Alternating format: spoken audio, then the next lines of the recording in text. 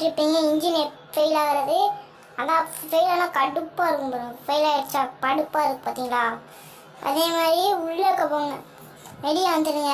Feign master விட்டு அடுத்த ஆள் அந்த ரெயின் மாஸ்டர் தாழ்த்தி பிடிச்சி காட்டன் உள்ளே போய் அப்படிங்கலாம் முக்கால் மைக்கில் கொடுத்து ஓகே கொடுங்க.